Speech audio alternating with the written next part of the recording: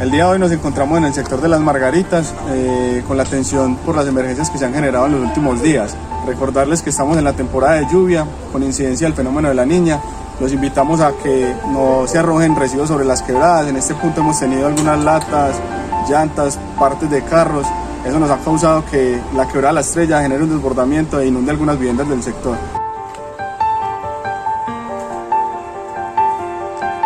Invitamos a la comunidad a estar alertas ante las fuertes precipitaciones e informar ante cualquier cambio a las autoridades competentes.